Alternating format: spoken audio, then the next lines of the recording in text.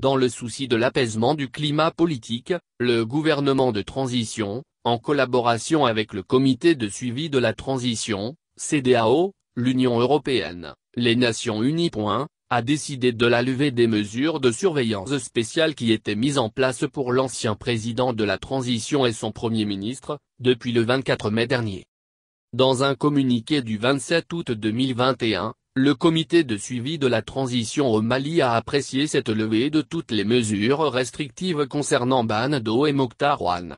Une mesure qui est entrée en vigueur, ce 28 août, comme annoncé par le gouvernement de transition dans un communiqué du 27 août.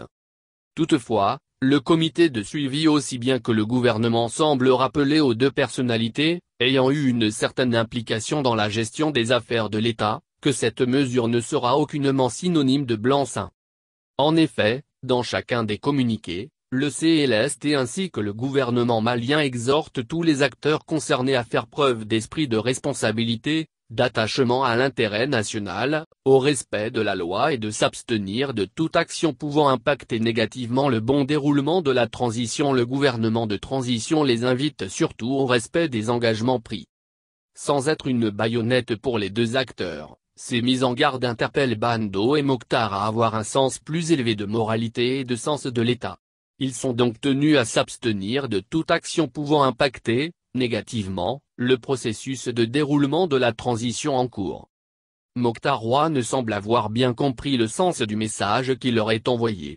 D'où sûrement son appel à l'union à l'endroit de tous les Maliens, unis. Nous sommes plus forts. Sur son compte Facebook, l'ancien Premier ministre explique que cette expérience vécue renforce sa NDLR, conviction profonde dans la nécessité du rassemblement des filles et fils du Mali. Ce rassemblement des Maliens autour de l'essentiel, le Mali, oblige chacun à œuvrer à la réussite de cette transition en cours. Cela ne peut se faire qu'en prêtant une main forte à ceux qui tiennent le gouvernail.